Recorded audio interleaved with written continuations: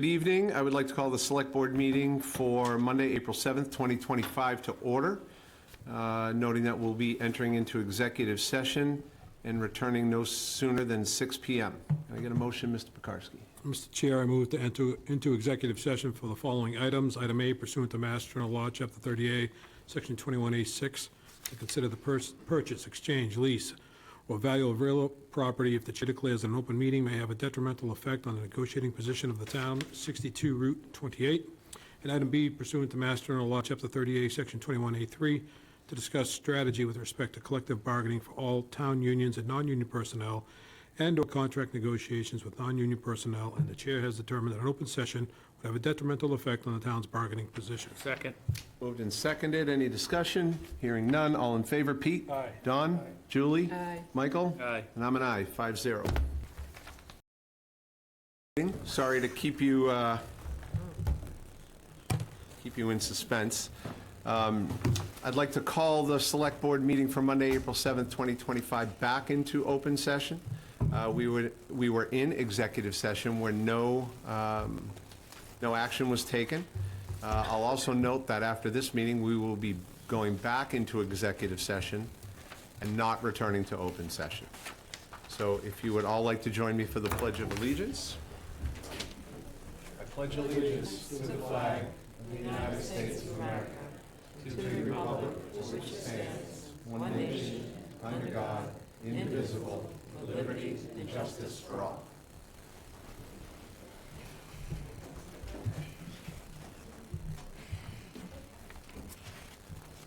Is anybody here for staff comments and announcements from way over there, which is really weird to have the two of you over there? Okay, please. The whole room's out of order tonight. Good evening, Crystal Legendry, Treasure Collector. I'm here to announce that the beach access for fiscal year 2026 is going to be available online to purchase starting today. The access is effective for July 1, 2025 to June 30th, 2026. Transfer station and treasure chest will be available sometime mid-June. We'll give more on that when we come up with a date. And for those who prefer to do mail-in applications at this time, they can get the application online on the town website under online payments. That's all I have. Thank you so much. Thank you. Thanks for being here. Anybody else for staff comments or announcements? Hearing none, we'll move to the weekly briefing. Joe? Good evening, Mr. Chairman. Good Thank evening. you. Thank you. Weekly briefing related to the Phase 3 sewer extension project. 2-week look ahead for April 7th through April 18th. Contract 1E, which has now commenced, is going to be along Route 39 or the Orleans-Harwich Road. Construction commenced on Monday, the 31st of March by the East Harwich Fire and Rescue Building. Continued construction within the street and right-of-way will continue on Route 39 on public property. Temporary paving will be installed over the trench, and police and traffic control officers are in place. For the 2 west, they continue working Martha Eaton Court, Standish Woods Circle, and Standish Woods Circle is still limited to resident access only. And that concludes the weekly briefing. Thank you, Joe. Anybody for public comment and announcement? Please. Thank you, Mr. Chairman, members. I'm not sure, I want to speak to 23 Walker Road. I'm not sure if you'll entertain conversation later in the agenda or if I should speak now. No, you can wait. Thank you. Thank you. Anybody else for public comment? Hearing none, we move to the consent agenda. May I get a motion to approve the Select Board meeting minutes? Mr. Chair, I move that we approve the Select Board meeting minutes from March 24, 2025, as written. Second. Moved and seconded. Any discussion? Hearing none, all in favor? Aye. Aye. 5-0, Joe. Thank you. And now we're back to, we're going to take up item B. This was from last week, and I just have more information for the board. I spoke to Mr. Ritchie, and the question that was presented to this board, or the question that this board came up with is Mr. Ritchie going to be comfortable using these funds for preliminary work, i.e. engineering and site plan, and all the prep work that goes into being able to present a project to Concom. And Mr. Ritchie graciously said that he is comfortable using the funds that he has donated, he and his wife, for anything that needs to be done with respect to the stairs, and not just the construction of said stairs. So this is back on the agenda to accept a gift in the amount of $10,000 from Timothy Ritchie for the purpose of rebuilding the stairs to access Jenkins Beach on Walder Road. I'll hear from the public now, because I know there's some people in the public who may want to speak, and then we'll go to the board. Of course. Yes, I do want to speak to the correctness of accepting a gift for essentially a public-private benefit. May I read? I'm going to read my letter that I sent to you Yours. earlier in the week. Dear Mr. Chairman, Handler, and members of the board, several months ago, the Conservation Commission voted to not rebuild the stairs at 23 Walter Road. The vote was based on Conscom standards, the intent of the deed of gift as they understood it, as well as KP Law's opinion at that time that no structure should exist on the property, the exception being a bike rack. I am not clear as to why the Conservation Commission's deliberation and subsequent judgment was not respected by the Select Board. The Select Board got involved and asked for another legal opinion, again from KP Law. The second opinion, produced by another lawyer, threw water on Josephine Jenkins' deed of gift by suggesting that had Josephine Jenkins not wanted the stairs to the beach to remain, she would have specifically required that they be removed. The stairs were attached to a cabana that had been removed to comply with the terms of the deed of gift. The deed referred to all such structures, permanent and temporary. As you no doubt think, I've been a bit of a dog with a bone about 23 Walther Road. I see the makeup of your board clearly to be more about politics than it is about policy.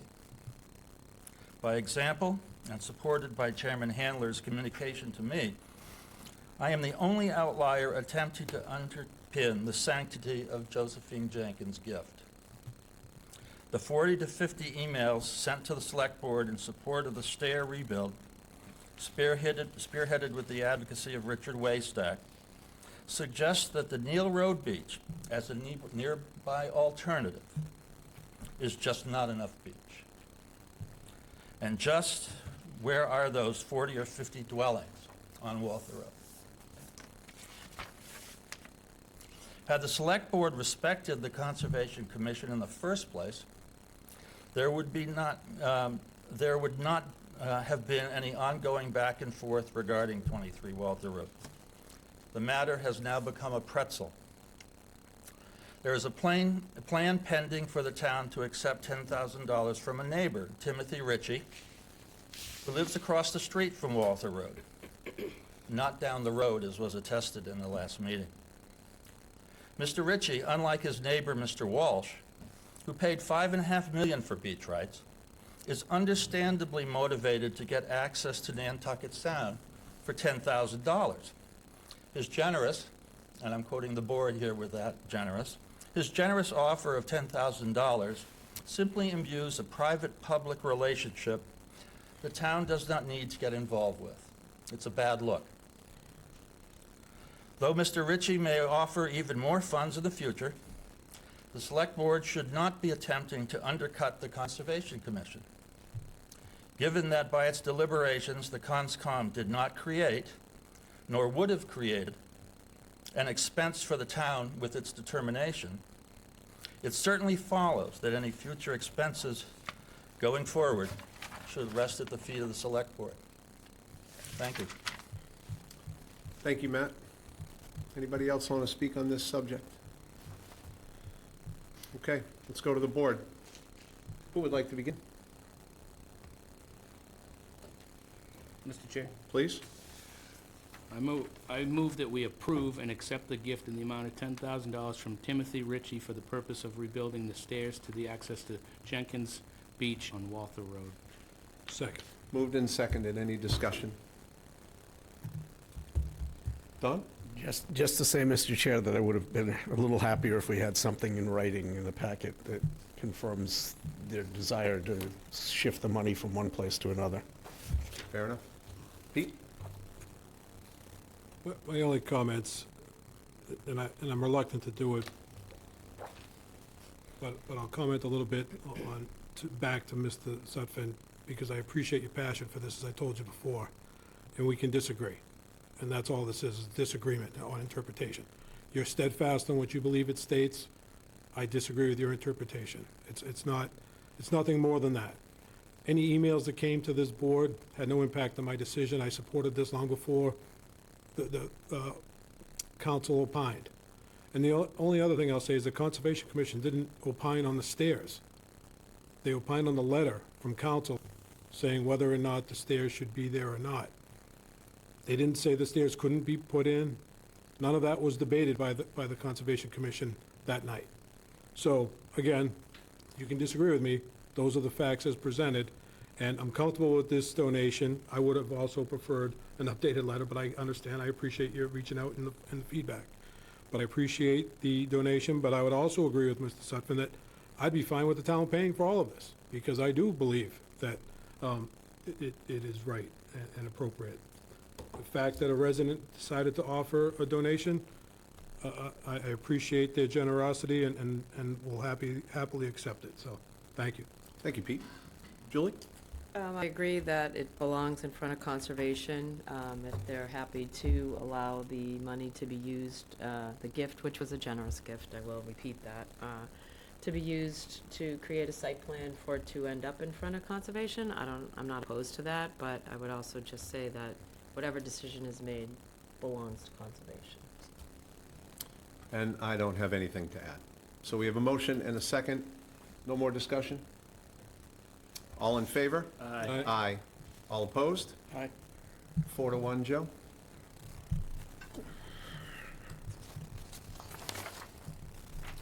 Now we'll move to presentation with our district attorney. Thank you for being here. Thank you for the invitation. All right. I appreciate it. Yeah. Thank you for my personal notes. Absolutely. Just be very careful coming up here, okay? Thank you. Mr. Kavanaugh, Aaron Bloom from my office says hello, so. Mr. Chair, if I could start off, I've been fortunate enough to come before your board now. This is my third time in 3 years. Something looks different, and I don't remember standing over here before. Yes. Has there been some? We had an interior An decorator upgrade. come in. HGTV came in and did their work. Nice, Yes, very it nice. was- Well, Love it or leave it, or list it or something, I think. very So nice. We're gonna love it. So I did have a chance to take a peek at your agenda, and I know you have a very full night, so I'm going to keep my remarks brief. But again, I appreciate the opportunity to come before you, just to kind of give you a little bit of update of what we've been working on since I was last before you about a year ago this time. Recently, we launched what we call CERT. It's a Child Emergency Response Team. And essentially what it is, it's a collaboration between our office, our law enforcement partners, the Department of Children and Family Services, and Children's Cove, for whenever any harm, specifically physical abuse or sexual abuse, befalls upon our most vulnerable victims, children. We have a plan in place to act immediately, if you will, with collaborative efforts to call into all of the appropriate agencies that would normally be called in such a situation. So essentially, it's kind of like a real-time thing. Once something comes to one of those agencies' attentions, all of the other agencies are brought in immediately. And we launched this program about 3 weeks ago. We've hosted 2 of 2 trainings, and in total, we've had over 140 attendees at these trainings across the Cape and the Islands. So we're really excited to launch this brand-new program. Some of you might remember when I came before you last year, I talked a little bit about our efforts regarding human trafficking. Human trafficking was something that really wasn't on the radar too much when I first took office.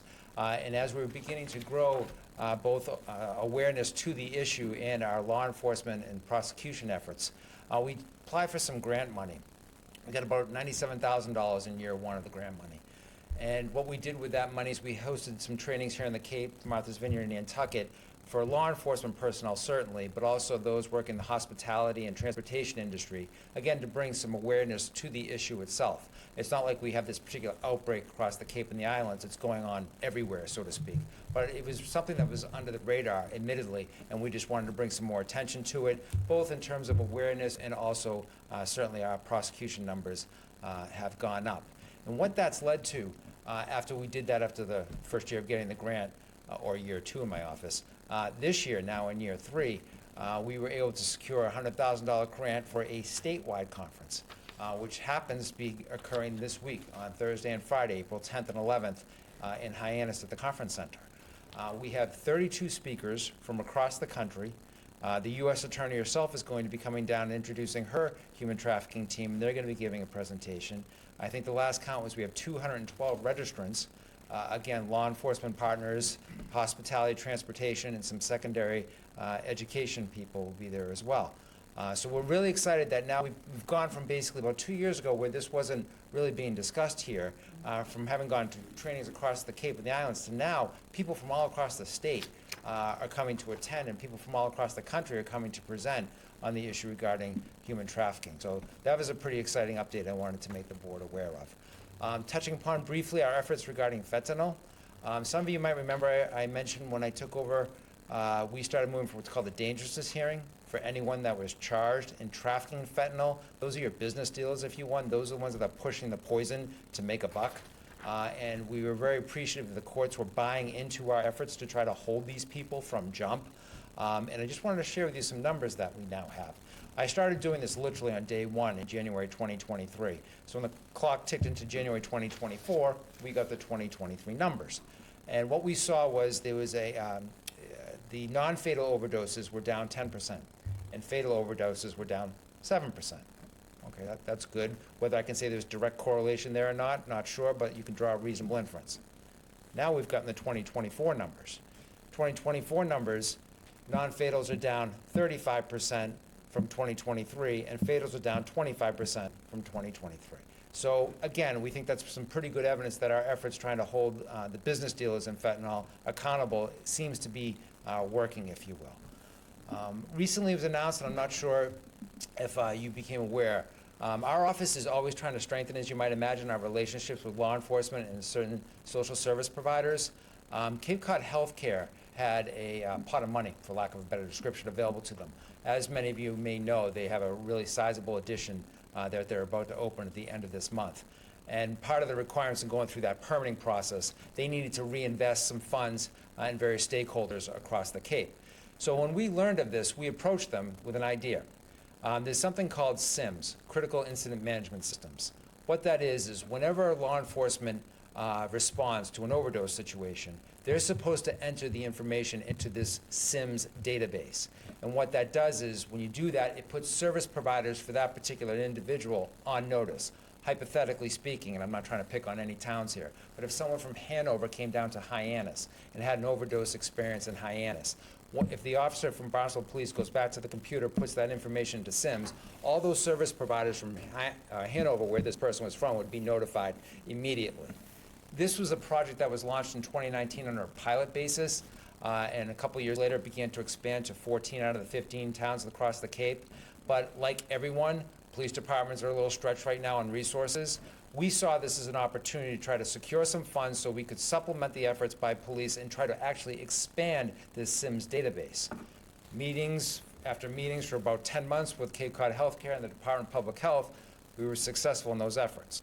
They gave us a $1 million grant. It's $250,000 a year for 4 years. We're going to use those funds to hire a full-time employee to work with all the police departments to make sure the data is getting entered, to expand the program to our islands, and also there's opportunity to expand the SIMS itself to include such things, honestly, as housing, interpretation, wellness issues, things of that sort. So there's a lot of great potential for this particular program. I'm looking forward standing before you a year from now to explain, hey, this is what we did when you heard me talk about getting this new SIMS program up and running.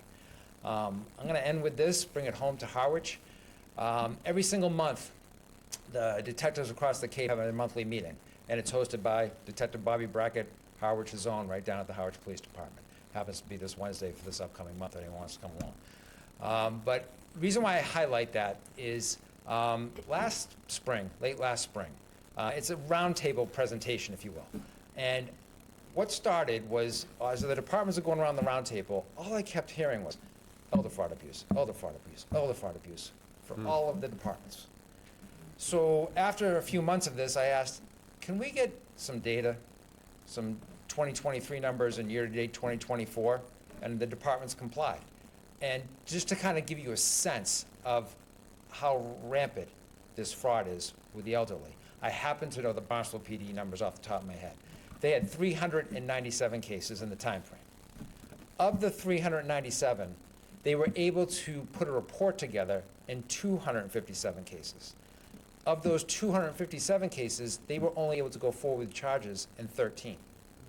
So that bespeaks just how challenging it is for our law enforcement partners to tackle the rampant fraud that's going on.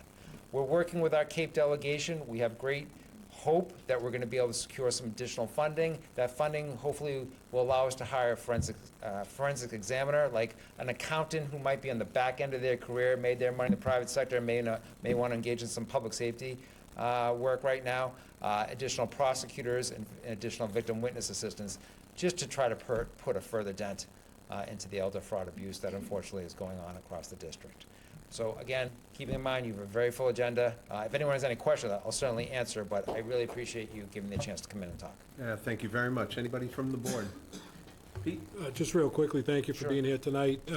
That 300 and some odd number you talked about in Barnstable, it's much greater than that, as you know, because only a fraction get reported. Oh, of course, right. Abuse is much higher than that. I fully agree with you. And I don't want to get into it tonight, but I'd love to know some of the data as far as what forms of abuse, that they're reporting into you. Sure. To your office, that'd be great. I'd love the conversation. Additionally, and I think I said this last time you were here, I really appreciate your efforts on human trafficking. I think it's an outstanding effort and something that I'm happy to hear that folks from around, not only the state, but the country are coming in to support your efforts and your team's efforts, because to me, that's one of the most significant items that an office like yours and law enforcement can really have an impact on immediately. So I appreciate that, those sir. efforts. And again, in the interest of time, I won't keep going, but thanks for being here.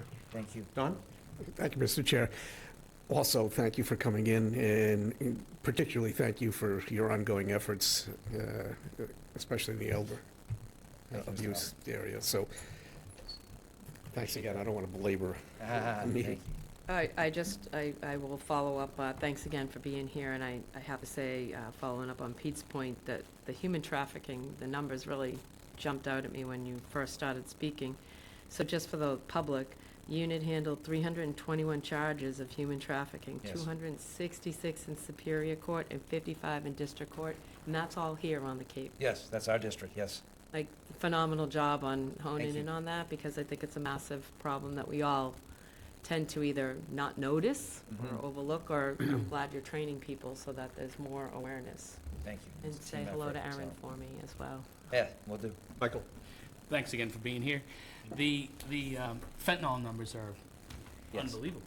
Yeah. So is there anything, stats available as to the holds, arrests, how many more arrests there are?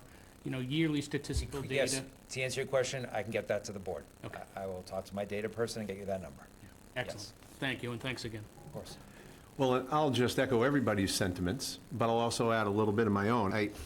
In everybody's day-to-day life, it's impossible to keep track of everything that's going around us. Right. And the numbers are astonishing to me. The work your office is doing is astonishing. It's also comforting to know that there's somebody, when we're not paying attention, who's doing the work that you all are doing. And as well as Cape Cod Healthcare step up to the plate and donate $1 million to the cause is just a true testament, in my opinion, to how incredible of a partner Cape Cod Healthcare and Mike Loff is to the community. Most appreciated. Yeah, and I think having you back more often, like every Monday night, would be fantastic. Just keep giving us more and more Have to updates. check in my better half, sir, but I will. Yeah. Maybe quarterly or something versus once a year. That's definitely more reasonable. Yes, I think it's very important for our community to understand what's going on kind of behind the scenes, so we can all feel a little more safe, a little more comfortable. I would very much come back on a quarterly basis. Great, so not next Monday night. Right. All right. Hey, thanks for being here. We Thank you again. I appreciate you. Appreciate your time. Thank you. Good night. Thank you. And Mr. Chair, Please. just to recognize Sergeant Brackett as well. Appreciate his efforts. Absolutely. Yep, absolutely. Next on our agenda, another presentation from our Climate Leader Community Chair Valerie Bell for the Harwich Energy and Climate Action Committee. Hi, Val. Hello. How are you? Good. Sorry it takes so long to get you on our agenda. Hey, you know, you guys, busy. All right, if I can, okay. So I'm here to inform, because that's the charge that our committee has, to inform you of a program that is available through the state of Massachusetts that I hope you will be interested in. And some of the background on this and the work that went into getting this information and some of the people that are here to support it are on my committee, or they're part of the Harwich Climate Action Network, or they came to one of our workshops and heard about it, and that's why they're here. We have been a green community since 2019, and we have taken advantage of that to the tune of about $500,000. And most recently, we got a grant for $135,000 or so just this year. So, you know, we have been doing that. The state, back in 2021, passed a law, and it was the act creating a next-generation roadmap for Massachusetts climate policy. Now, it's not a resolution, it's not a suggestion, it is an actual piece of legislation, all right? And what they are holding themselves accountable to is going net zero carbon by 2050, which means we will be absorbing through our forests and wetlands and things like that as much carbon as we're giving out, which means we need to reduce the amount of carbon that we're putting out by quite a bit if we're going to get to that net zero. Now, the state, of course, is not a separate entity. The state is us. You know, it's all the towns. And so the state can't reach that goal unless the towns also contribute to reaching that goal. The Green Communities Act was one of the first steps that the state did, you know, offering grant money to towns to become more energy efficient. But the next step is called Climate Leader Program. And that is sort of upping the ante. And instead of just focusing on energy efficiency, which is what the Green Communities Act did, the Climate Leader Program focuses on decarbonization, actually reducing carbon dioxide, which is a little bit different from just energy efficiency. So what can that do for us? Well, it will help us reach a goal of net zero by 2050, and through grant money. And we already know how to do this, right? We did it with Green Communities. Green Community grants are capped at $225,000. You can't ask for more than that per project. The Climate Leader Program is capped at $1 million per program, per project that you propose. So you can tackle much bigger things, like you can completely solarize the community center. You know, you could have ground-mounted solar panels, you could have heat pumps, you could have, you know, with $1 million, you can make a big, big impact on reducing carbon. So the steps to become a climate leader. This is where the rubber hits the road. Number one, you have to be a green community. Yay, we're a green community. Number two, you have to have an energy committee. Yay, we got an energy committee. Now it gets a little wonky. You have to commit to eliminate on-site fossil fuel use by 2050. This would be, I'm not talking about citizens now. I'm talking about municipal use. All right, just the town buildings, the town fleet. We're not telling anybody in their home that they need to do this. Okay? Yet. Now, we had a vote back in 2020 at the town meeting in 2020, where we voted on a resolution. It was originally proposed as a bylaw to create, it's in your packet, I hope, to say that climate is an emergency and many, many other things I'm not going to read to you, but we voted on this. Now, it did not pass as a bylaw, but it did pass town meeting and was voted on as a resolution.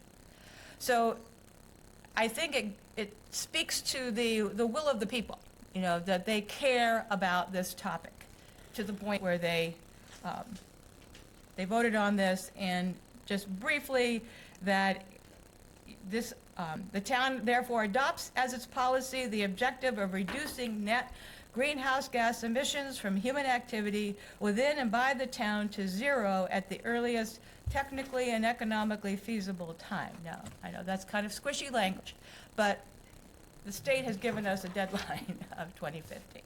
So I am working on getting this resolution from 2020 to match that third commitment. I've been in contact with the state, and they're going over it. If they accept it, then we've got 3. Then you have to create a municipal decarbonization roadmap. I'm going to come back to that. You're going to adopt a net zero emission vehicle first policy. This has always been a tough one here. I've been in front of this board several times talking about EVs, and I've always been told, well, we're going to recycle the old police cars. And that's how we're going to do it. If you choose to go in this direction and get access to that grant money, that will no longer be an option. Every vehicle the town purchases, you have to do your due diligence and look at an electric option first. That doesn't mean you're always going to go with the electric. That just means you're going to commit to, when possible, go electric. And then finally, the town would have to have a town meeting vote to adopt the specialized opt-in stretch code. Now, we're already using the stretch code because we're a green community. This is the next level up. It's the specialized stretch code, which basically does not allow new construction to use fossil fuels. So you could not put like a gas heating system in, or a gas stove, that type of thing. You would have to have a completely fossil-free new build. And that would require a town meeting to do. Now, statewide, it's hard to see, but the towns on the Outer Cape, like Truro and Wellfleet and Eastham, they've already adopted the specialized stretch code. So they're already working in that realm. Many of the towns around the Boston area have already adopted the specialized stretch code. On that map, you can see that almost everybody is using the regular stretch code, because most of the communities in Massachusetts are green communities. Now, those little white patches, those are the few towns left that have not adopted the green communities program.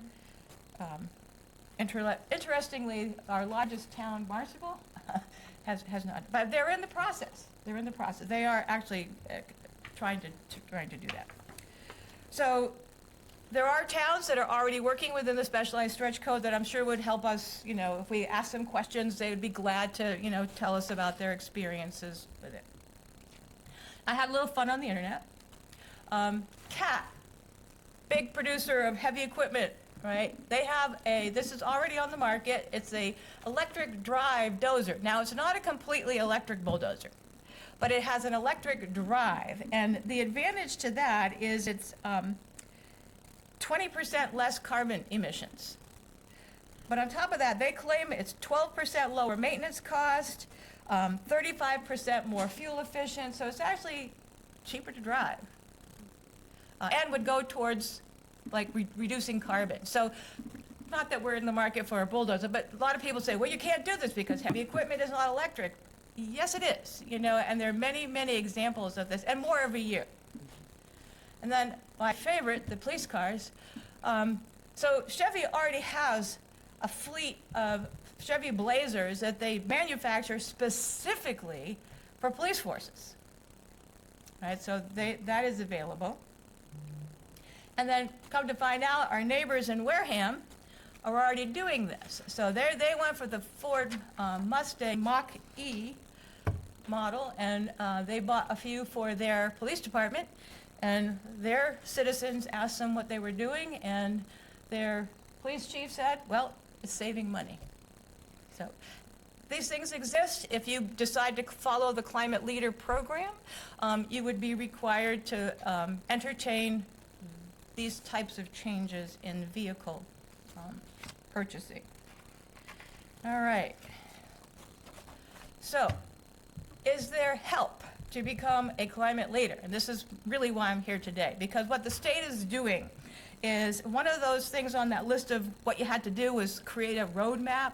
And this is a document where the town sits down and says, we're going to do this by year 1. We're going to do this by year 5. We're going to do this by year 10. And show exactly how you intend to lower your carbon emissions.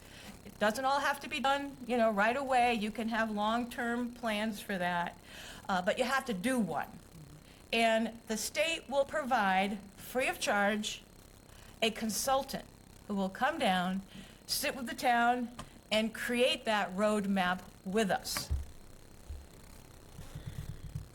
which I think is really important. Now, to get that help, to have a person from the state come here and help us with that, the next deadline for that grant, to get the roadmap help, is July 25th. All right, so we have a little while to work on that. And in your packet, you have the application for how we would go about doing that.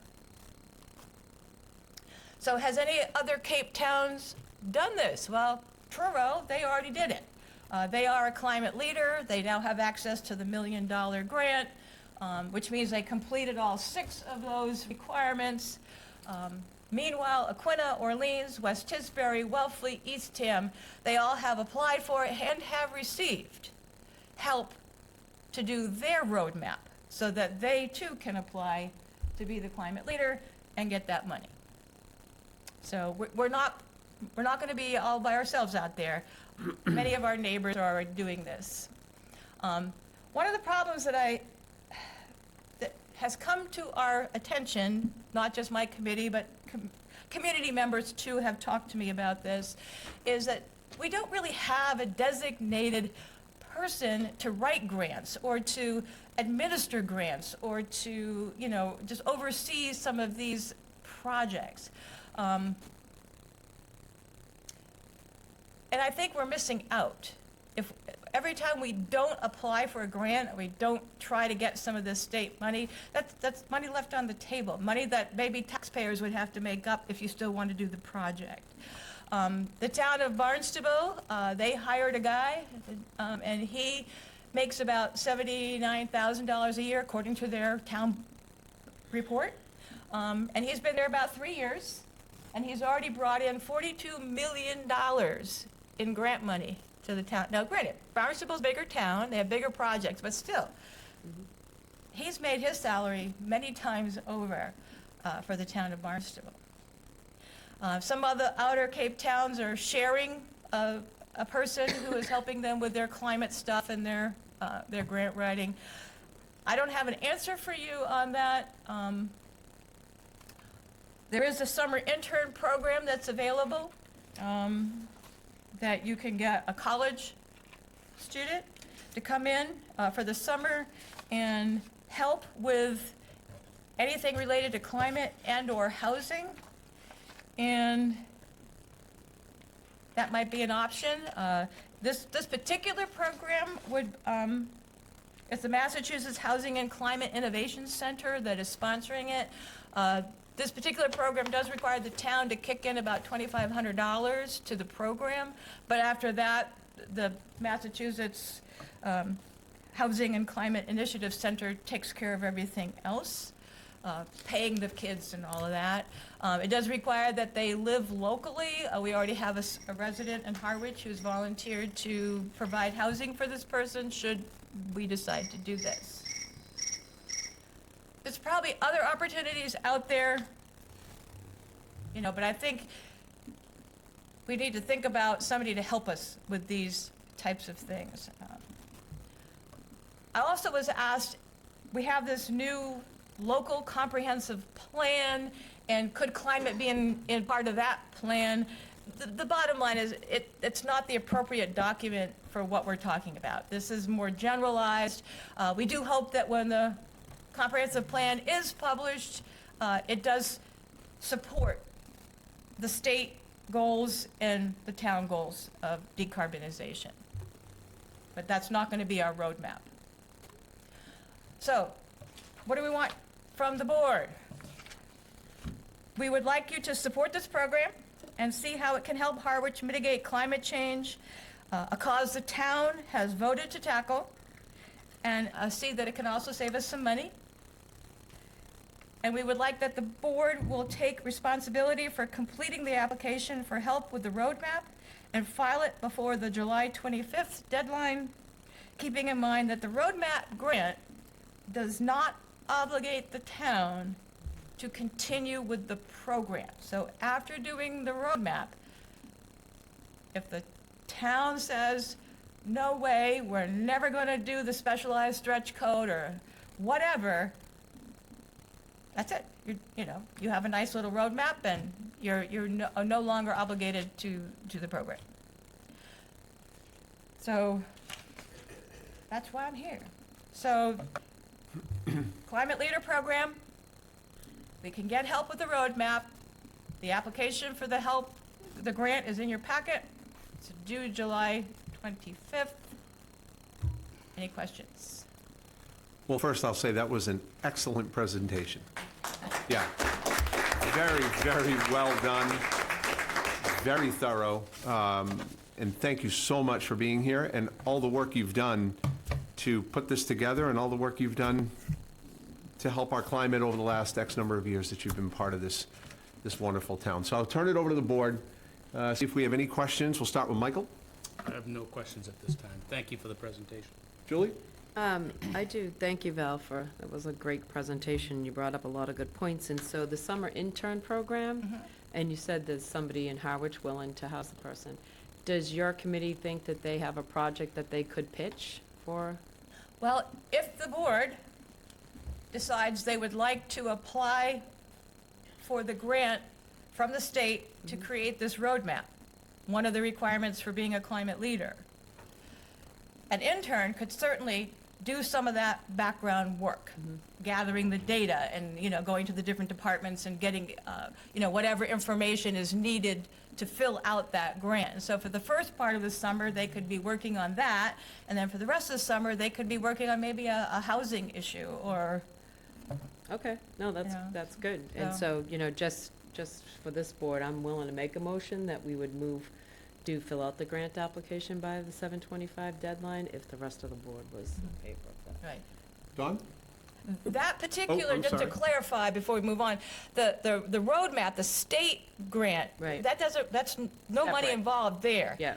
If we want an intern, that's where the $2,500 from Right. that program. All right, yeah, okay, Thank you. thanks, sorry. Don? Thank you, Mr. Chair. I sat through the enhanced version of this before.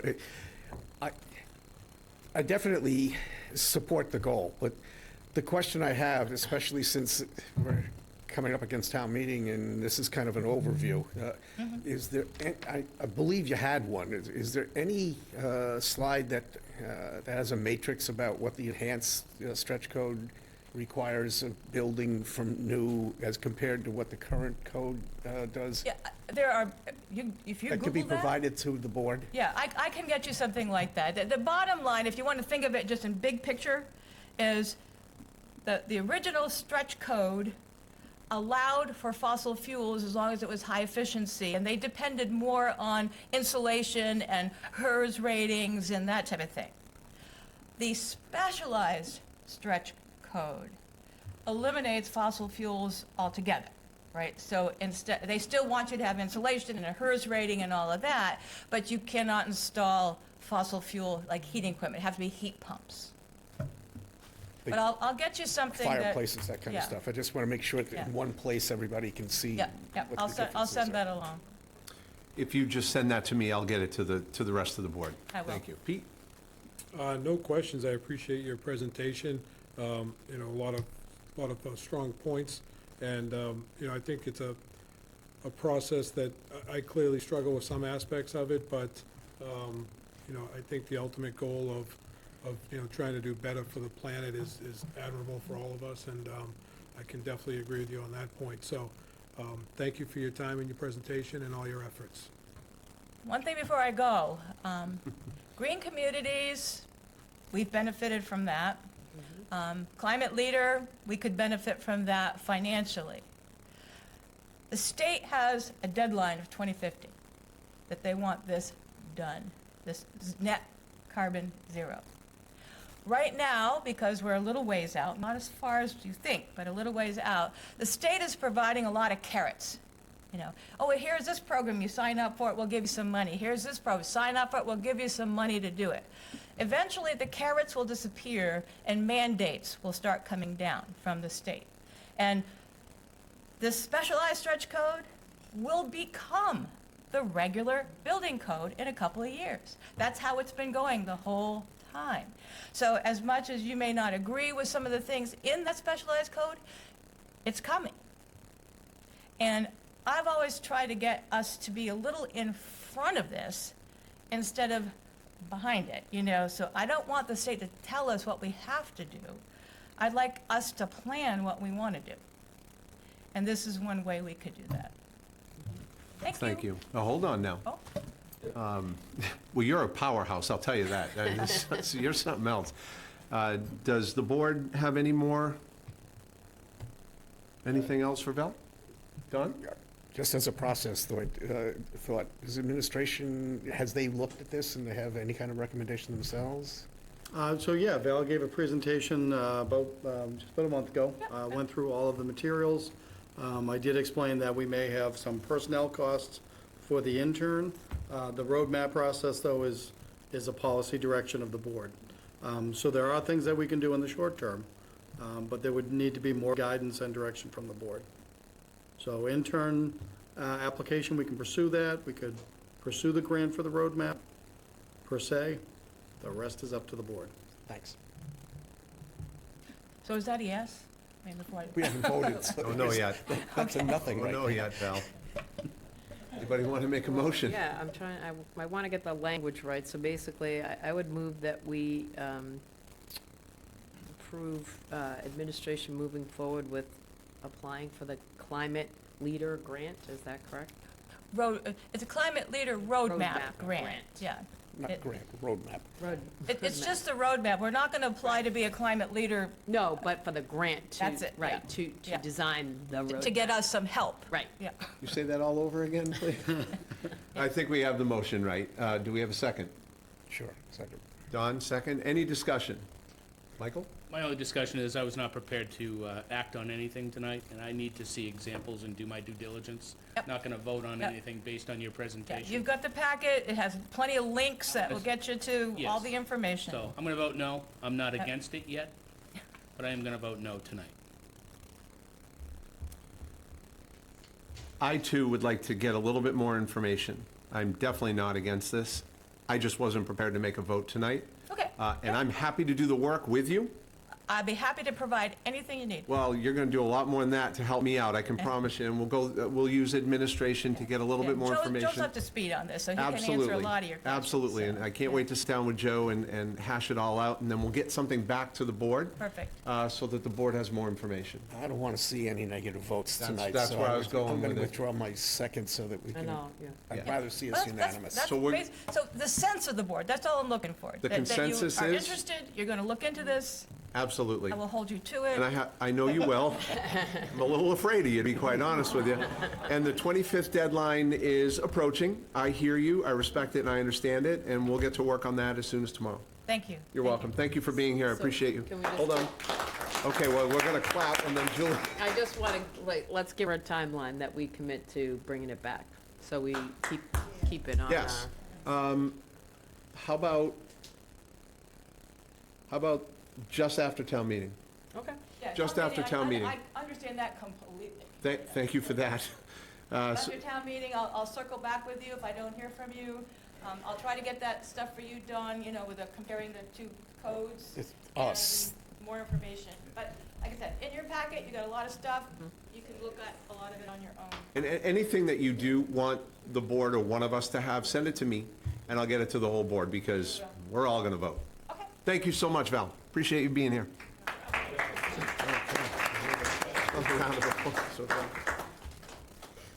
All right, Mr. Powers, would you like to open this one?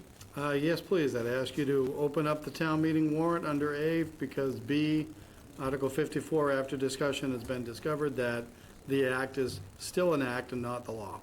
Move that we open So- the 2025 annual town meeting. Second. Moved and seconded? So now that that's open, Joe, No, we haven't voted. Who's I'm sorry. the second? moved and seconded, Don? Thank you. And any discussion? Hearing none, all in favor? Aye. Aye, 5-0. Thank you. Now that it's open, Joe, This has to be somebody Mr. Chair? who's Yes, on the please. prevailing side. I move that, would we rescind the prior action not to place Article 24, or do we not? According to council, you can simply place. Okay. Mr. Chair? yes. I move that we place, accept, and adopt Article 54, annual departmental revolving funds in the 2025 annual town meeting. Second. I wish you would split that up. What's that, Don? I wish you would split it up. I'm all in favor of placing it, I but move not that in we favor will. of I adopting. move that we will place, withdraw my first motion. Move that we place Article 54, annual departmental revolving funds authorization in the 2025 annual town meeting warrant. Second. Moved and seconded to place only. Any discussion? Hearing none, all in favor? Aye. 5-0, Joe? Mr. Chair, I move that we accept and adopt Article 54, annual departmental revolving funds authorization in the 2025 annual town meeting warrant as presented. Second. Moved and seconded. Any discussion? Don? Well, this is a longstanding belief. I mean, we're spending way too much money through revolving accounts that should be done through the general fund. I'm going to vote against this, and I want to make sure that everybody is making the same commitment in this meeting that we have in the past, that we are going to fix this next year. It was our intention. We took the specific of 504 and said, we know what the licensees are paying. We know 204. We know what the licensees are paying. We know what the expense side is. So a good chunk of that building should be just in a regular budget as every other municipal building is for operation. We need to get a handle on this. We shouldn't be up over $1 million worth of funds that program people access directly. Thank you. Any other discussion? Hearing none? All in favor to accept and adopt? Aye. Aye. All opposed? Aye. 3-2, Joe? Mr. Chairman, members of the board, then the last step would be to vote it, to now close it, and signature pages are coming So around. moved. Second. Moved and seconded. Any discussion to close the 2025 annual town meeting warrant? Hearing none. All in favor? Aye. 5-0, Joe? Thank you. You're welcome. Thank you. And now we will, now we'll move to the public hearing. It's a continued public hearing for March 10th, 2025. Someone want to make a motion to reopen the public hearing? I can. I move that we reopen the public hearing. We have a motion and a second to reopen the public hearing, to vote to approve a Chapter 130, Section 12, all alcohol liquor license transfer for B&N Company, LLC DBA Dive, Dine, and Drink, 986 Route 28. Do we have anyone from the, here we go. Yeah, Trinity Acadian, Mr. Chairman? Sorry. Sorry, you need to reopen it, and then there's staff recommendation. Understood. So we have a motion and a second. All in favor to reopen? Aye. Aye, 5-0. Thank you. And then if you want to have a seat, we're going to have staff recommendation first. Thank you. And thank you, folks. Mr. Chairman, members of the board, thank you. As you recall, this is a request to transfer an all alcohol liquor license from the previous establishments in Castaways to the new establishment, B&N Company LLC, doing business as Dive, Dine, and Drink, 986 Route 28. As I had stated at the last time you had the hearing, the issue that needed to be corrected appears to be corrected. It is with regard to the description of the premises and it talks about specifically the occupancy number. So the town thanks the applicant and their folks for working with the town's folks to getting that number confirmed. That is in your packet, and therefore, town recommends approval of the request. Thank you, Joe. So thank you for being here. You do have one a further unclaimed. Oh, sure. Yep, thank you. We'll put that in the file. Thank you.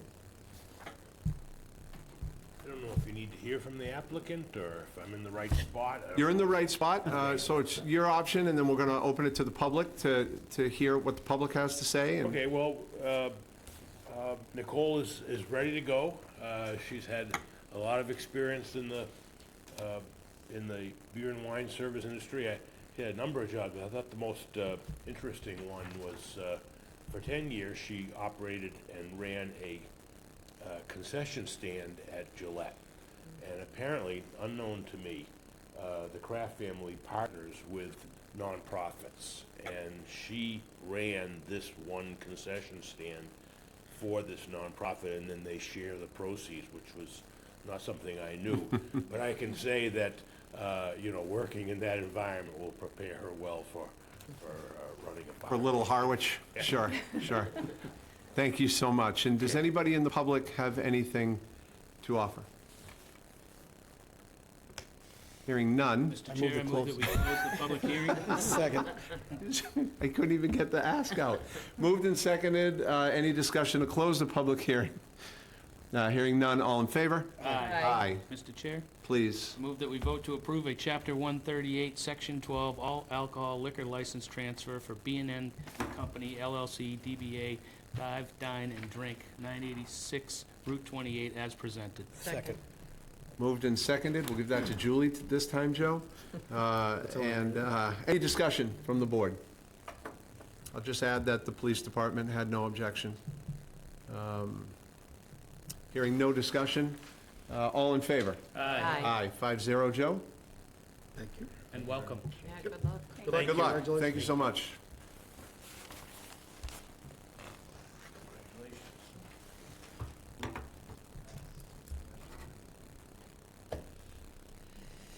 All right, moving along. Joint meeting with the Select Board and the Community Preservation Committee, which will involve a presentation from Renee Davis from Markham LLC on the results of the Community Preservation Funds audit.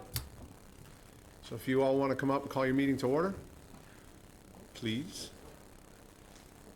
And can you hear me? Yes, we can. Okay. I'll be right with you there.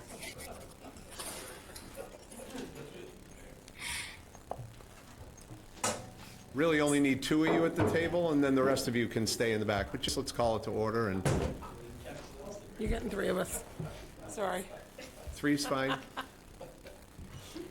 Okay, I'd like to call the Community Preservation Committee to order. The date is the 7th. That's correct. The time is 7:05. 7:05. 5. Thank you. Who's here with your committee, Dave, Would you please? like, the board like to identify themselves one at a time, please? Go ahead, Marcy. Marcy Vigneault. Art Bowden. Emily Brody. Kathy Green. Mary Maslowski. And Dave Dixon. Thank you so much for all being here. And we do have Renee Davis online. Thank you, Renee, for being here tonight. Thank you. And this- You ready? We are ready, and this is, yes, exactly that. We are ready, so the floor is yours. Okay, thank you. Thank you. And I'm going to say thank you to the Community Preservation Committee. Sorry I didn't make the drive down this evening. So I'm going to give you sort of an overview of what I was hired to do and what the findings have been. We met with the Community Preservation Committee. There were some concerns about the way the activity for the CPC has been recorded in the town's general ledger. So initially, we met and agreed to or were happy with the balances in their general ledger accounts as of June 30th, 2019. And what happens with community preservation funds is you collect money. The money comes in from three sources, right? There's the tax that you're assessing at the town level. there is this state match, the state trust fund match that comes in, and some investment income. Each year, the revenue comes into those accounts, and 10% of all of the revenue is required to be set aside or reserved for three different purposes: open space, historic preservation, where am I with that? And community housing. So they were happy and comfortable with the amounts that were in each of those buckets as of June 30th, 2019.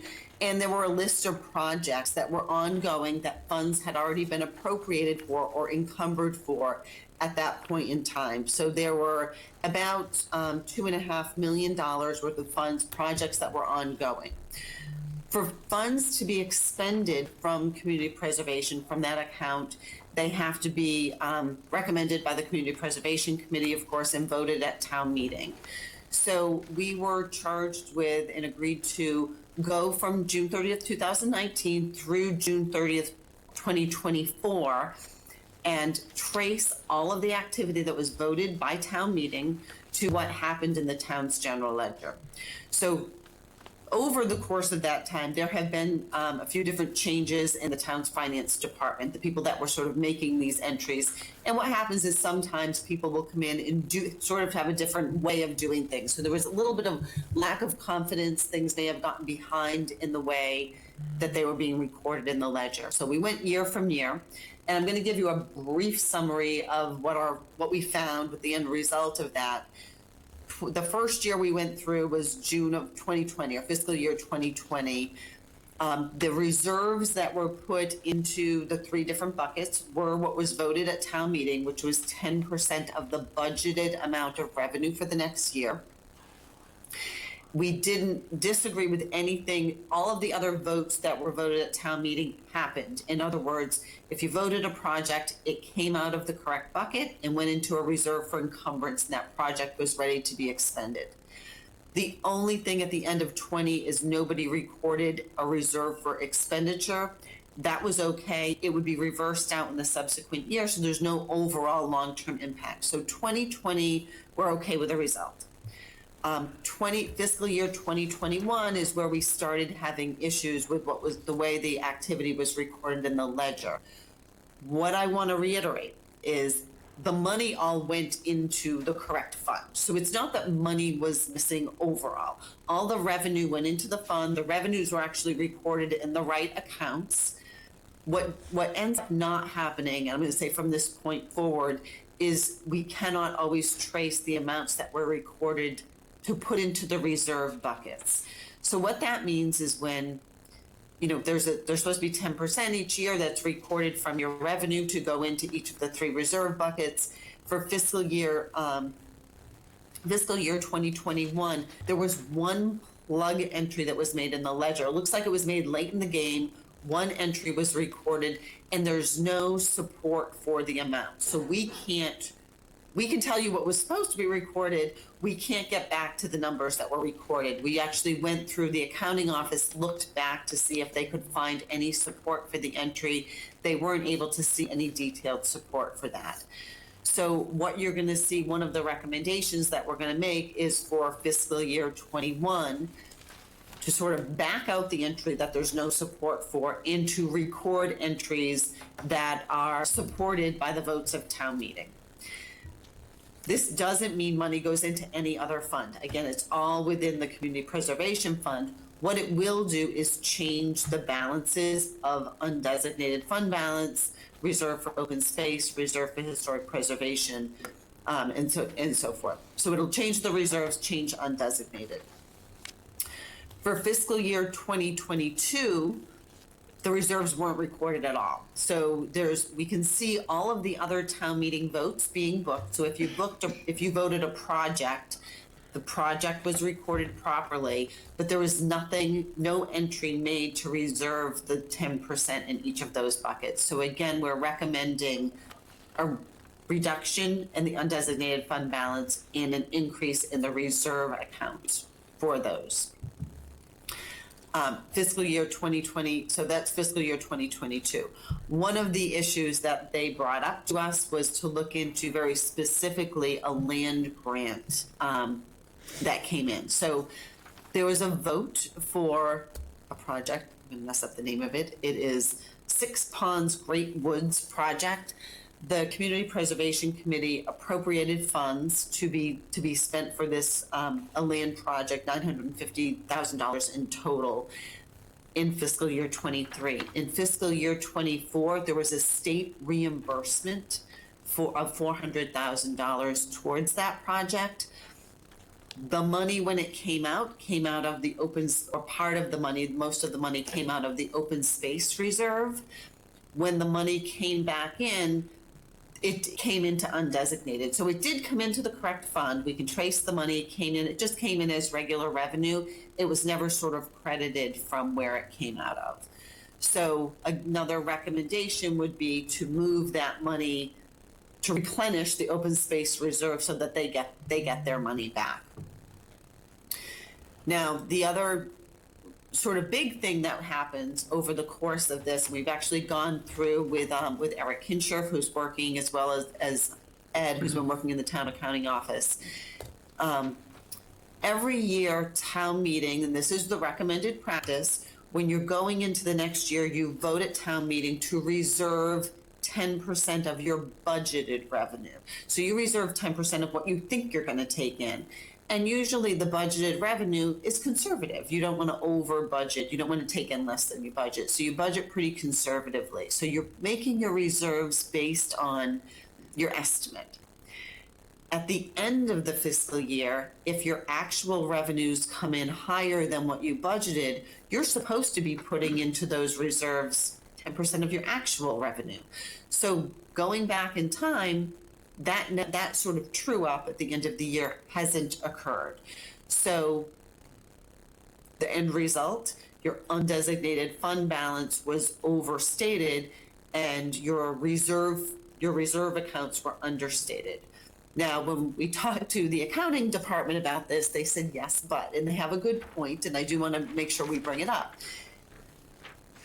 The Community Preservation Committee has been making recommendations to take funds for projects out of the reserve accounts and out of undesignated. In a lot of cases, money's been appropriated right from undesignated. If going back, they were making recommendations based on better information or more accurate information, they could have taken money from those reserve accounts instead of undesignated. So we looked back over the past 5 years to say how much has been appropriated from undesignated. And we were able to come up with enough from each of those that would have qualified. Let's just say they voted projects from undesignated that would have qualified to come out of one of the reserve accounts, enough to cover the difference. So I'm going to put it in real numbers. If you had trued up your revenue in each of those years, so if you had gone back to town meeting and said, we budgeted this much for revenue, we actually got in a different amount more, we'd like to put into those reserves the difference, it would have made a difference of about $350,000 in each of those reserve accounts over the course of those years. Because you didn't do that, you could theoretically say there's $350,000 should be higher in each of the reserve accounts. Ultimately 1.1 million would be lower in the undesignated. We went back in each of those years to make sure there was enough that would have fit the other way if the Community Preservation Committee voted to take from the most conservative or take from the reserves first. That is the recommended practice. Of course, you want to vote to use the reserve money first because anything in that undesignated balance can be used for any of the projects. You're not sort of held to that. And, what the Community Preservation Act is supposed to do is to make sure at least you're spending 10% overall on each of those reserves. So there's a decision to be made. Do you go back and fix for those revenues of the past, or do you live with the assumption that if they were making recommendations on good information, they would have spent money out of those reserve accounts first? So overall, again, we went back, we looked at the revenues, we looked at the expenditures, we looked at what's in your encumbrances at year end. All of that was recorded properly. We don't think the fund overall has any issues in the balance that's recorded. The issues are definitely within the buckets, and we have some recommendations for the town to record a journal entry. This does, a correction of an error doesn't need to go to town meeting. A correction of an error entry only needs to be recorded with support in your ledger. It would change the amounts that the Community Preservation Committee is going forward with when they're making their decisions of where they're going to take funds from. And the only real decision that we have is, do they want to change what the reserves are? If you're going to change what the reserves are with something that wasn't voted in the past, you'd want to go to town meeting to have them vote those reserves. So overall, again, everything's been recorded in the fund correctly. It was within the reserve balances that things were not being recorded correctly. Does that make sense? I'm sorry for getting a little bit into the numbers. It's kind of hard to explain. No, that makes sense. That makes good sense. Are you ready for us to start having a question and answer period? Mr. Chairman? Yes. If I could am. How about the committee? Yeah, absolutely. Just to follow on what Renee had said. Renee, hi, this is Joe Powers, Town Administrator. Thank you. Hi, Joe. We have in the draft warrant, or then the voted warrant, Article 22 on page 25, which is a true-up article, so it accomplishes what Renee was just talking about. And I believe that was developed between accounting and the Community Preservation Committee. Mary, So if I may, please. the last time when Renee was before us, we had talked about what we would have to do to change those and make those true-ups. And the discussion at the time, at that meeting, was either go back and reclassify earlier votes, go back to town meeting and have to explain it to town meeting, or just move from our undesignated. Renee at the time had given us about $351,000 for each of the buckets that we would have to put in. So that's when we, at the next meeting, when we took all of our votes, we took a vote to do a true-up from anticipated revenue, or I think we might have taken might have been from designated, undesignated fund, to move that money into the buckets so that it was there, so that it was clear, and then we spent from that grand total with the others. The only concern I would have is what the $400,000 from the land grant does to that balance of that undesignated fund, because I don't have the numbers in front of me, so I'm not sure if that actually would cause a problem for that article. So I'd have to see the total numbers afterwards and look at them. But Was she saying she captured that? no, Renee, through the chairs to you, I thought you said that the $400,000 in the land grant was was deposited in the undesignated fund? It is. So that would have to go into the open space bucket. It would need to go into open space. That's right. You'd need a Because it's the most transfer from undesignated back to open space. So it's because it's the most restricted fund, correct? So I would just have to look and revisit our balances and see if there's still enough in the undesignated fund to make the votes that we have, or whether we have to tweak something. So, Mr. Chairman, Please. Kathy? What about the double payment? oh, the land bank. So the other question we had, I think we had asked, was the 166,000 land bank.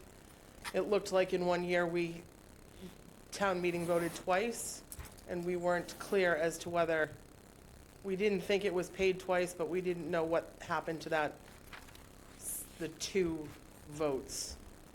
We had voted it it was in a budget line item, and then it was also in the budget article, it was also in a separate CPC article. Did you have any luck tracking that information down? I didn't, but can you tell me again which article? Do you know what year it was voted? I have it in front of me. I don't have it in front of me. It was the land bank debt in 2020 or 2023, was it? I think so. So we think it was 2023. It was the last year of our payments. Yep, think we so, did it hold on twice. one second, we get it.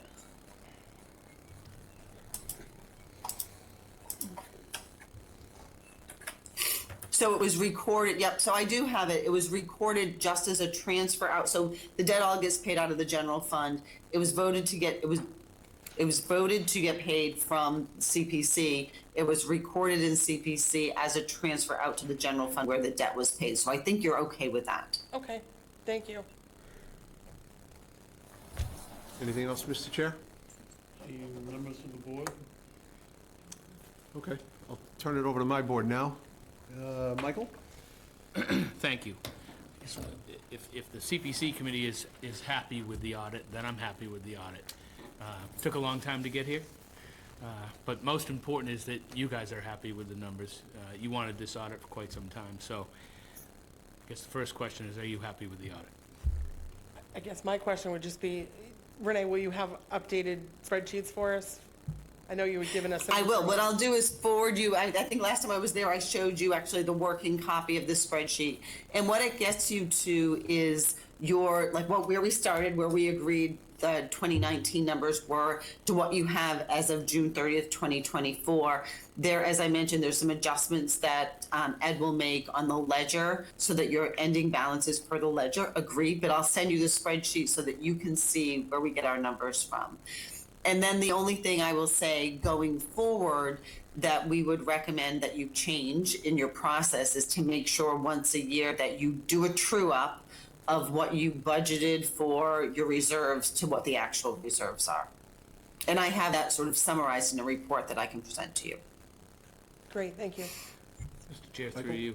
And Renee, a little while ago, you used, and related to the land bank debt in 2023, we think, you used the word think 3 times.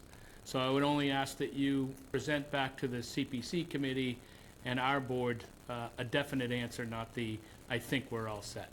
Can we ask I will, that? thank Okay. you. And then, I guess for me, lastly, this was a very anxious process for a lot. How are we never going to do this again? And I don't know if that's a question through you, Mr. Chair, to the town administrator, to the finance team, but the comment was made by Renee that people do things differently. Differently got us here, so the town needs to have a policy on some level that it's only done one way. So I guess I would ask through you to the town administrator how we're going to accomplish that. Please. So the finance team reports to the finance director. The finance director is your direct report. Volley serve. Thank you. Mr. Chair, and through you, with that volley served, the board needs to work with the CPC committee and come up with that policy. Right. There needs to be one way to do this, so that we never end up here again. This was an expense to the town, and probably an unnecessary expense if we just did journal entries one way and the financing one way. So I would ask you to follow through on that. Volley served? You get to spike it. Overhead smash. Julie? I'll just say that I'm happy you've had the audit. I'm happy we've gone through all the different variables in this, but I would also say that I think we know where some of this happened is we had a lot of transition in the finance department. So I think that that's part of the problem. And that ultimately you've gotten back to square one, and let's go from there. And we'll be working on hiring a new finance director.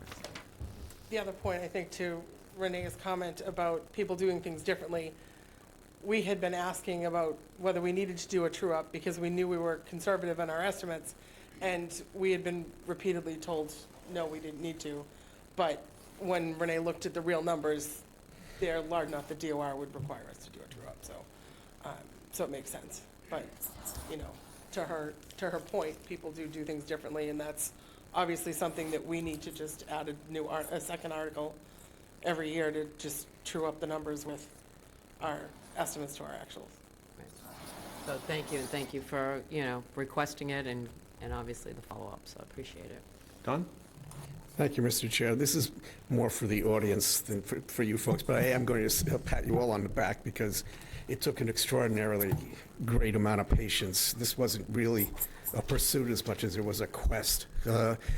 Just so everybody understands, because we've been using words like, well, at the time, and we've had some volatility, this wasn't a problem of days, it wasn't a problem of weeks, and it wasn't a problem of months.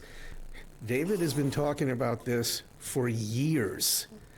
So I just let that digest for everybody. This is, somehow or another, we let you folks go adrift without any help, and I apologize, from our part on the board, and it is our responsibility. Because the finance director, even the one that we're about ready to hire, that's the first question that they need to answer is, are you aware that you work directly for the board? And that they need to be able to take action relative to what we're asking them to do. You never should have been put in this position, and I'm going to leave it at that. Thank you, Don. Pete? So does the aforementioned article need to be amended on town meeting floor? I would have that asked to your colleagues. So I would say I'd have to look at the numbers. We need the numbers first. I have to But look at the spreadsheet. There's a that we- likelihood that it's going to need to be amended. So I worked from a spreadsheet that we had forwarded over. I would just have to look and see if the $400,000 land bank transfer makes a difference. If it does, then we may need to meet to vote and change our motions, and then we'd just have to change the buckets on town meeting floor. But I'm hoping we're close enough that it doesn't make a difference. All right, The fair. turbo would be housekeeping. Housekeeping.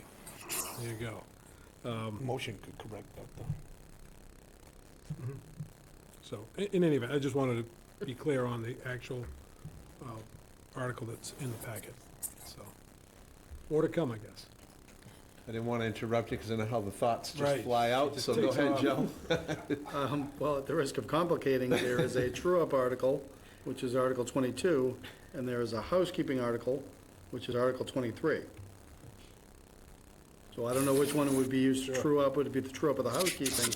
However, I will tell you that the article for 22 includes in the body of the article specific numbers. So my concern would be the moderator would rule that the scope cannot be exceeded. So if the numbers are too low, maybe we rely upon Article 23 then. Thank you, Joe.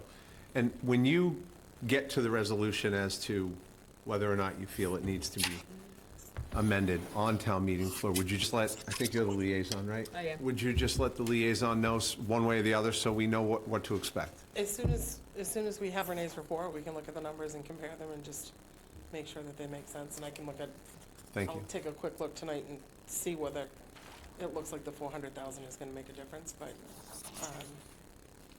we could always change the true-up article, do an anticipated revenue article as well, as opposed to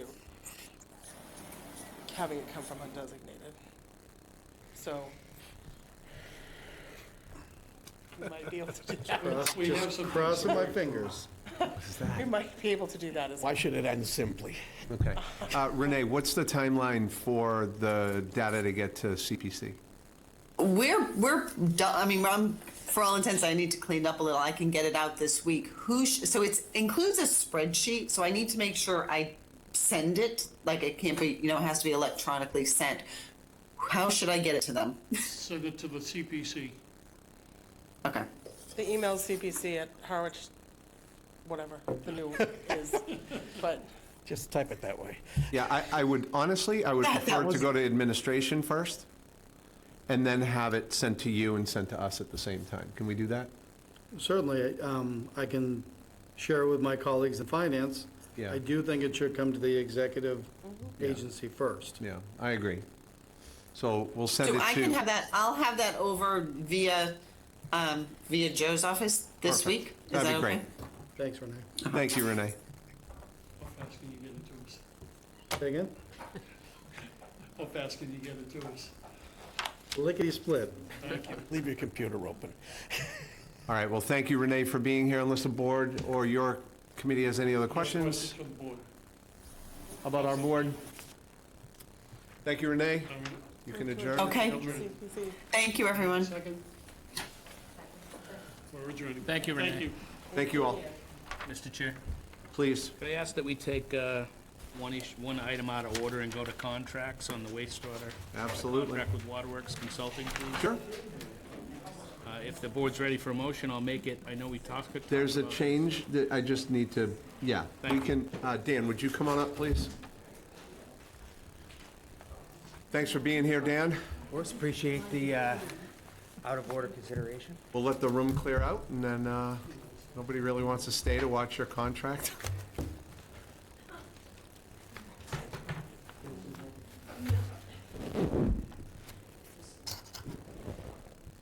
Two minutes.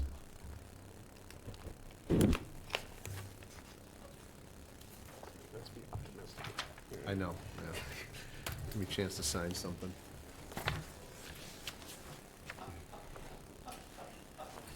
Can I leave too? All right, Dan. Thank you for being here. Of course. I just want to bring to the attention of the board some language. Let me get to it. Dan and I had a nice conversation about. And back when we first entertained this several weeks ago, I brought up the question about mileage and expenses that were on top of the hourly rate that we would be paying the consultant. Dan and I had a conversation, I'll let you take it from here, notify the board as to what stayed in, what didn't make it, and Yeah, then... for sure. Yeah?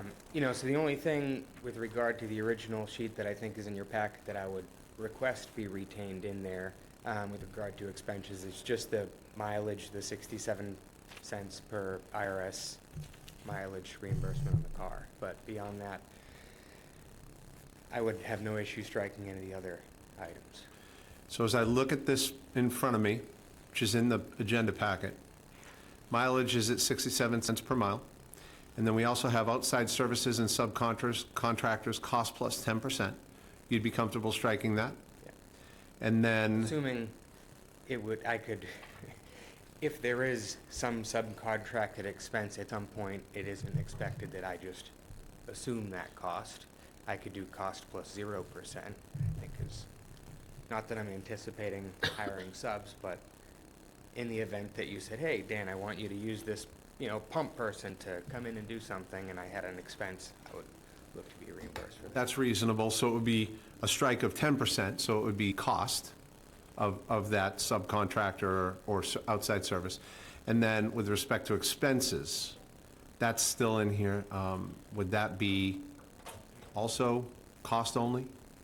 And if so, what would those be? Would those be like printing and? That's really the only thing I could think of that may be easier for me to do on your behalf than for you to do on your own if there was a desire to do a mailing or saturated mailing for public outreach or something like that, that may be easier for me to coordinate that, but.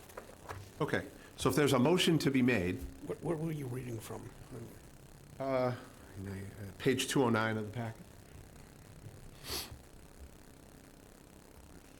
Tell me when you find it, so I'll wait for you. Apple's faster.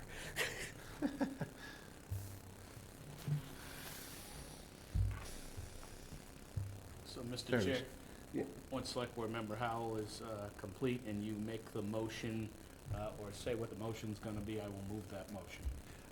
Thank you, Select Board Member McCaskill. So if a motion's to be made, the amendment to this proposal from you would read mileage at 67 cents per mile, outside services and subcontractors at cost, and expenses at cost. We would be striking plus 10% and plus 10% on those two lines. So that would be the understanding of this board prior to a motion being made. That's in his proposal, That's his proposal. but it's not in the RFP that we'd be voting on, so you gotta be careful about what it is you're awarding. So if you look back up here, council has written the agreement between the town and the subcontractor, and it references the proposal. Sure. Well, this is definitely something that could have gotten to us before this moment. So, does someone want to make a motion? So just for clarification. Yeah, sure. Because the document we're circulating to sign. So we would strike, as you just stated, strike, it would be cost and cost under outside services and subcontractors and expenses, it would be cost. This is the last page, the municipal fee schedule. That's fiscal year correct. 2025. That's correct. So, sure, I can move. Move. I move that we strike the outside services and subcontractors to reflect cost, remove plus 10%, and strike plus 10% under expenses, and this is again on the municipal fee schedule page as part of the contract for Waterworks Consulting LLC. You have to actually You have to motion make that a you motion approve the to approve the contract contract. with the Oh, I following. didn't, I'm No. sorry, I didn't do that. I move that we approve the contract with Waterworks Consulting LLC with those revisions as stated, meaning remove the 10% and remove the 10% out of the municipal fee schedule under outside services and subcontractors and expenses. Second. Moved and seconded. Any discussion? Welcome back. Hearing none. All in favor? Aye. All opposed? 5-0, Joe. So I'm striking that. here. Strike that, please, if you would. And then we'll initial it, and we'll have Dan initial it as well. And then you did send us an email today. Yeah. And I want to take a moment for you to address the board and let us know where you think you would start this process of Yeah, sure, of course. So, you know, and as I was thinking about all of the things you guys have going on, you know, there's really three buckets. We have the planning phase, we have design phase, and construction phase. So, to simplify it, you know, in the planning bucket, I would include the effluent recharge scope, the CWMP revisions, things of that nature. I would look to sit down with GHD and really catch up with them as to what progress has or hasn't been made since I left last April, and identify any obstacles that are getting in the way of completing these scopes of work. For example, the effluent recharge scope is going to require some boots on the ground. They were doing the desktop evaluations when I had left last April. The next phase in that scope of work was to go out and excavate a pit to install a ring and perform an infiltration test on the effluent recharge sites. So I would look to spearhead coordination efforts on that scope of work. What can be done kind of in concert with that, related but separate and distinct, is working on the rephasing. Obviously, we have the dry pipe going in West Harwich, but from there, you know, what does the rest of this look like? Part of the CWMP scope that GHD is working on includes a financial picture that's supposed to also include all of the debt that the town has outside of wastewater efforts, and that's going to have to dovetail with the construction sequence, as it's going to somewhat dictate the size and scope of the construction projects we can build. Once we get the CWMP wrapped up with the effluent recharge, the rephasing is ultimately going to translate into your watershed permit for the remaining watersheds, and will ultimately define your nutrient removal commitments for the next 20 years. The CWMP and the effluent recharge will also help considerably with any future negotiations you have with Dennis. It'll also fulfill an obligation within the Chatham IMA, where Harwich was required to identify an effluent recharge site as part of that agreement. So those are kind of the planning buckets, projects, if you will. Then we have Route 28. I'd like to see, I know, kind of waiting on Mass DOT for schedule on the dry sewer pipe, but once that schedule becomes more clear, public outreach associated with that, and things like that. So I guess that's kind of the short term where I was thinking of focusing my energy. Excellent. Does the board have any questions for Dan? Mr. Chair. Please. The one thing that has come up more recently with the water commissioners is the need for some engineering services to determine how much flow we actually have going to Chatham. So that would be something else that I think we should at least have a conversation on what's involved in having that getting the actuals and where we're gonna be, rather than what we had purchased for. Very curious myself. Thank you. That's all. Any other board members? Well, the only thing I'll ask Dan is make sure that, and you probably already have done this, but your necessary insurances prior to day one when you start Yep. should be sent to administration, check the boxes, and then, You have one on file with the town of Harwich listed. My as I policy said, renews at the end of this month, so you'll be getting a new one as soon as the policy renews. thank you so much. And you and I will be in touch in the next couple of days. Great, Thank you for being here. thanks for having me. All right, Have a good one. you too. Dan? Mr. Chairman, Yes, please. does it need to be initialed by the other party or not? Oh, Dan, yes. Where is it? Over there. Thank you, Joe. Oh, perfect. Right on the ledge. Okay, we'll go back to new business. Mr. Chair, Please. vote to approve a special permit application for a one-day wine and malt permit for Cindy Ennis, event to be held on May 2, 2025, from 5 p. to 8 p. at 204 Sisson Road. Second. Moved and seconded. Any discussion? Who's Here. second? Done? Thank you. Hearing none. All in favor? Aye. Aye, 5-0. Mr.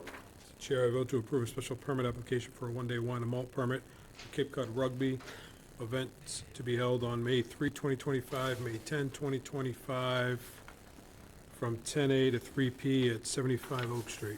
Second. Moved and seconded. All in, any discussion? Yes, I'm Mr. going to Chair. building hop. Please, Michael? Mr. Chair, the only point I'll make on this one, and I'm for it, but has this been signed off on by the Rec and Youth Commission as they, the Recreation Commission, as they can control this field? And I only ask as it's related to alcohol, and I'm not sure what their,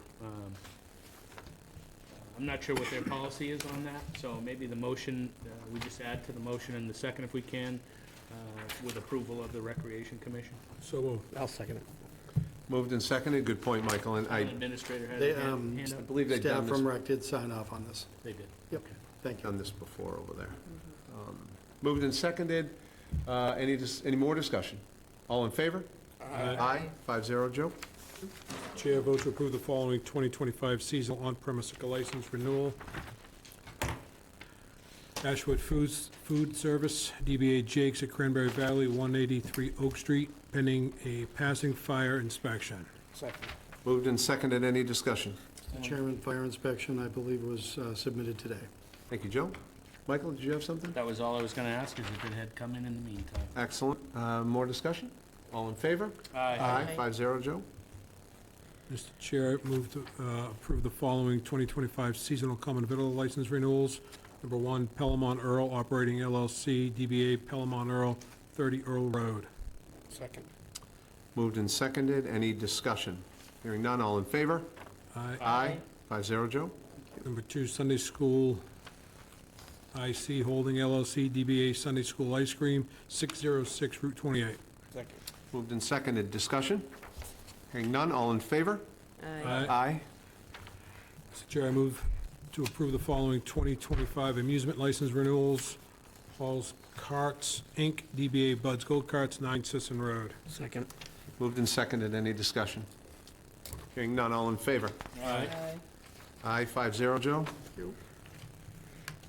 Chair, I move to approve the following 2025 seasonal entertainment license renewals. Number 1, Pellamon Earl Operating LLC, DBA Pellamon Earl, 30 Old Road, weekday 11 a to 10 p. outside. Dancing by live performers, live recorded music amplification system. Sunday 11 a to 10 p. outside. Dancing by live performers, live recorded music amplification system.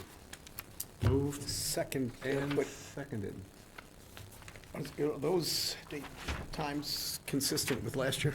Mr. Chair, through you. Please, Michael? The only change is it is an hour earlier. It is 11 a.m. to 10 p.m. instead of 12 to 10. And I would say that I do not believe this board got any complaints whatsoever from that location last calendar year. I just wanted to bring it up. Yep. Moved and seconded. Any discussion? Any more discussion? Hearing none. All in favor? Aye. 5-0.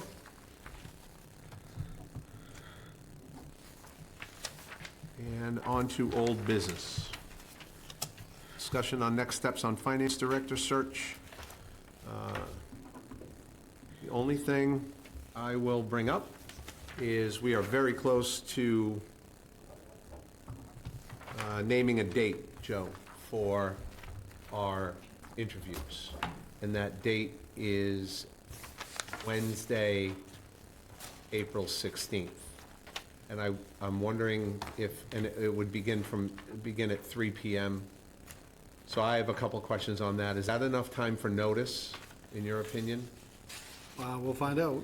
Yeah. I think we make it first thing tomorrow morning. Right? So what are you looking to do, 3 o'clock to how long? Onward? Sorry, how much time within? I'm hoping a 4-hour time period. Yeah. I mean, we have 4 candidates, is that what I understand? That was my understanding. Okay, so I figure 45 minutes minimum per each candidate. So, the other question I have is there a room available? That would be, There will be. okay. And do we want to, how does the board feel about announcing the 4 finalists' names? Have they been told they're finalists? No. So they need to Well, they be can't be. told, Right. and then they make the decision. Right, so between now and Monday, will this board, I mean, can we decide on Wednesday, the 16th at 3 PM? Is that something we can all agree to? So at least we know the date? Sure. Michael? I agree. Okay, But just to expand on what was just said. yeah, They have the prerogative to Correct. withdraw their name prior to any names being released. If we come up with a date and say you're invited, and they say, correct, your name's going to be released then, they can say, forget it then. Right. So yeah, I So- misspoke. So when we reach out to ask them if that date works, or that's when the date will be, they can decide They can decide. if they want to move forward. That's right. So, Joe, I'll follow up with you tomorrow about the 16th, just to find out whether or not the candidates all can be here. And I would imagine the board's going to rely upon staff to fill those slots based on available times for the candidates. Yes. Yep. Thank you. Mr. Chair, through Yes. you. Yeah. Do we get lunch? Dinner. This is a special meeting. Dinner. it's 3. It's after Leonard? lunch. Linner. Lunch? Late Leonard? lunch. Linner. Yeah, I believe 4 hours gets you a light snack only and 15-minute break. okay, thank you. No carbs, please? It's like flying JetBlue. Okay, now we're falling apart. Let's bring it back together. This is together. And I sent all the questions, so the sooner we get those back with your numbers, I can formalize the questions. Do you think that's everything? On to town administrators report. Thank you. Thank you, Mr. Chairman. Sorry about that. A great announcement for a hire and then 3 contracts. Those are great too, but I'm pleased to announce that Lucas Colburn has accepted the offer to be our next local building inspector for the town of Harwich. Lucas joins us with a significant background in the industry. He's joining a solid team and comes highly recommended by staff that's familiar with him. So we're looking to have him start no earlier than Monday, the 21st, which is a holiday, so technically it'd be that Tuesday. Great to have Lucas joining us in the building department. As far as contracts, the first is for fiscal year 2025 vehicle purchases. This is under town meeting, Article 18 back in 2024 for the 3 police cruisers. So the department right now is looking to purchase 1 of the 3 cruisers. Cruiser will be an unmarked vehicle for the detective division. And the purchase was through the Metropolitan Area Planning Council Public Service Vehicles on the state bid list. Second was the procurement, of a privacy fence at the community center. As you may recall, there was an existing fence that provides screening of the parking lot and fields from properties at Green Lane, was in need of repair. There was a 2022 annual town meeting capital item which included the fence replacement. ARPA funding was available, and in fact, ARPA funds were used for this project. The amount was $75,000. However, with the 17 quotes that were received, the lowest one was for $35,615 from a company known as Any Fence, and the work is scheduled to take place later this fiscal year. Hold on one second. Don? I just want to personally thank you for ushering this forward, because this was, I know Michael and I had talked about this. It's one of those promises made, promises kept things. We have often have trouble remembering that we made promises to people, and then the personnel changes happen and nothing occurs after that. So I really appreciate you pursuing that. Certainly, and I'll pass that along to staff that made it happen. Thank you. And specifically, DPW director and his staff, I mean, for years, he's been going over and propping it back up and making the neighbors happy. The neighbors have been happy, so success, thank you. And one last, Mr. Chairman, for, well, I'm not even going to try to guess what it is, but it's the AEDs devices for the Recreation Department. Again, this was related to 2024 Annual Town Meeting, Article 25, and this is to replace outdated AEDs throughout recreational areas, most especially the beaches. The contract allows us to purchase 15 units with replacement parts and carrying cases, and the lowest quote that won the bid was for $20,497.94. And that concludes my report. Just for clarification, AED is automatic external defibrillator. Precisely. There you go. Thank God. One in my bag. Anyway, Select Board member report. Pete? Carry it just for this meeting? Right, just this very moment. Just if I could, a couple of quick follow-ups. Joe, if you could, at some point, let us know the balance in that article related to the cruisers, please. Regarding the AEDs, do you know off the top of your head, and no big deal if you don't, does Rec Department carry any money in there for maintenance and updates on those units, do you know?